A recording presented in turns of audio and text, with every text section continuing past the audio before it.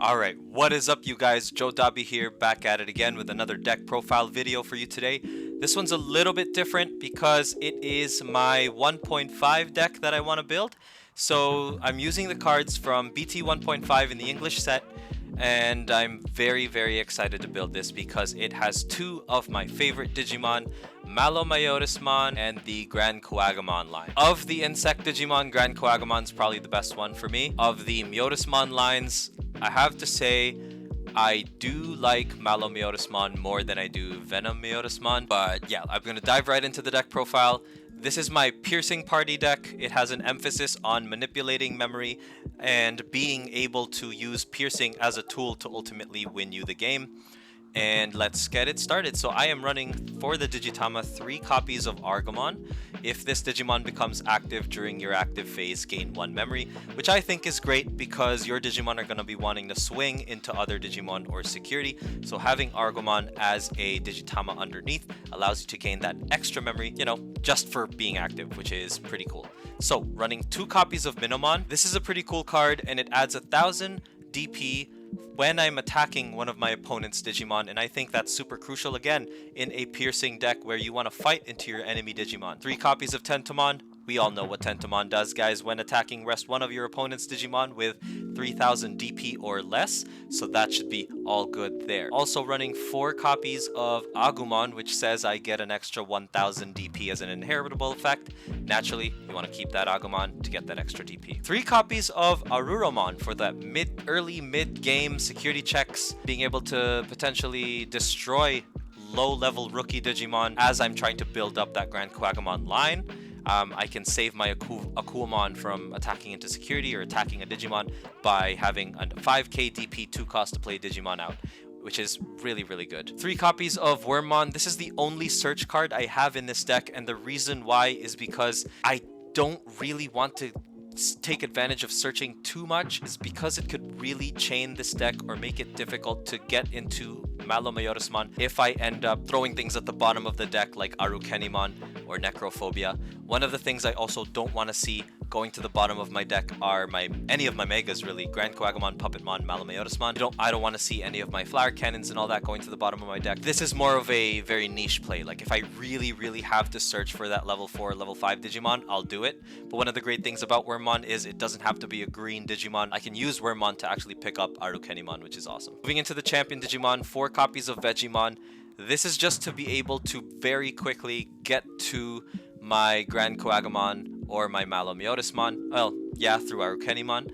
And this is one of the Digimon I'm willing to digivolve into Arukenimon because I can use Arukenimon's attack later, as you will see, to bring out MaloMyotismon. 3 copies of Gargomon here. For each of your opponent's rested Digimon, you get 1000 DP, so it's essentially similar to Kabuterimon, with the exception that it is a 5 cost versus Kabuterimon, which is a 6 cost. Stingmon is really cool. It's a rare. He's a rare, so I'm hoping to be able to pull a playset of Stingmon. If this Digimon destroys your opponent's Digimon by battle, you actually gain 1 memory, which I think is absolutely amazing. That extra memory ties in very well with the next ultimate Digimon, which is Akuamon.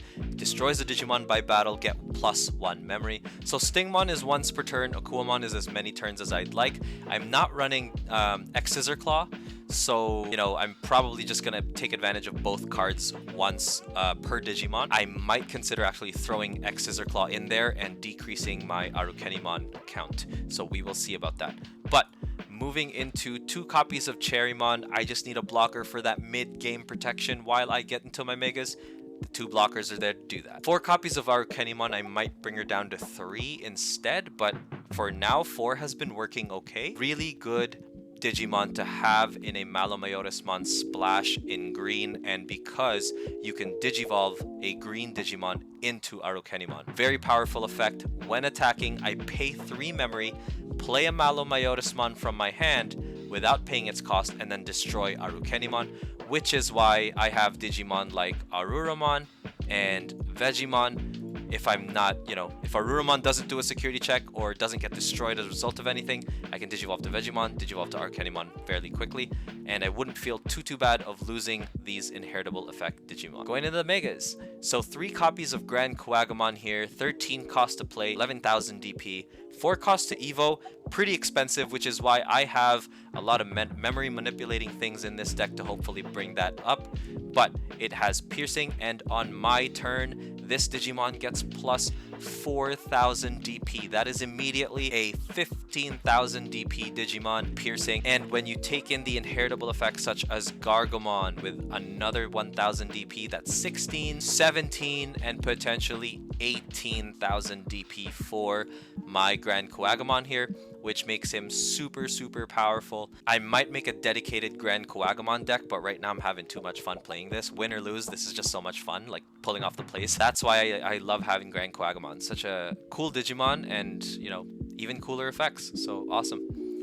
2 copies of Puppetmon. Puppetmon is just an absolutely useful card in this deck, because if I am losing, but I have the ability to get to a Mega in the next turn and take out some key Digimon, I not only can take out those key Digimon, I can also do a security check, and Puppetmon allows me to rest Digimon, not allowing my opponent to make them active during their active phase, and I just immediately have a Mega on the board.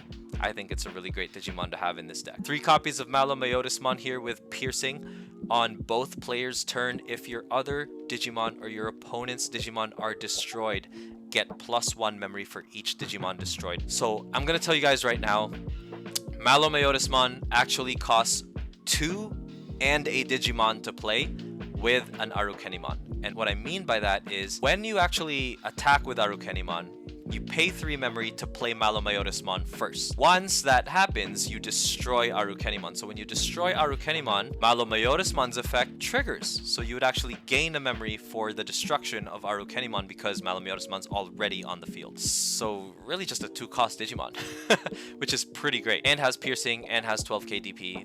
Say no more, right? So pretty awesome. 3 copies of Flower Cannon, great when it comes from security as a, you know, as a 2-cost play as well, especially in a piercing deck when you can attack immediately and do a security check simultaneously.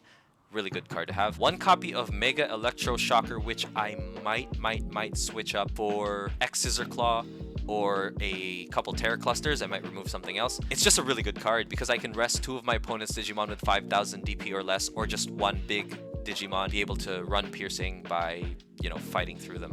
It's 3 cost, but I do have some memory managing cards in this deck that allow me to kind of take care of that pretty well. 2 copies of Necrophobia. This card I'm more hoping to show up from security mid to late game when I have Arukenimon in my discard pile. That way I can just bring her out very quickly and get to that MaloMyotismon as soon as possible. 3 copies of Ken Ichijoji. So at the start of my turn, he's your memory stabilizer. You go to 3 if you have less than 2. And when your green or blue Digimon destroys your opponent's Digimon by battle and survives by resting Ken, you get an additional memory.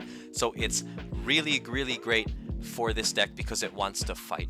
And when you are able to run piercing and gain memory for destroying Digimon, it's just, there's just so much incentive to find a way to fight into your opponent's Digimon that way. So I think it's really cool. And I'm running 1 copy of Mimi Tachikawa, the purple Mimi, and the reason why, once again, is I have a couple options here that I would like to play. Pretty useful effect. It could mean the difference between me being able to Digivolve into Grand Coagamon and then attacking that same turn, or not being able to do that. It also allows me to play Necrophobia if I absolutely have no means to do so, but Arukenimon pretty much takes care of that. Like 4 copies of her, pretty consistent actually from my playtesting, so no issues there. So that's the deck, guys. It's a lot of fun to play, actually. I'm definitely going to be tweaking this for 1.5, and I'll be using a variant of this deck as I progress with my playtesting. I just wanted to show you guys this because this is the variant that I've seen the most success with through playtesting, and I'm looking forward to seeing how I can develop this deck into something more competitive. But with that said, thank you guys so much for watching. If you want to see decks of this style being played live on Twitch, you guys can follow me as well. I stream on Twitch pretty much once a week and play some tabletop simulator or webcam games with people, so feel free. It's twitch.tv/JoeDobby. That's my YouTube name, JODOBBI. So, you know, if you guys want to see that, come through, come chill, come join, you know. And I hope this was an interesting deck to look at, guys. Thank you so much and take care. Peace.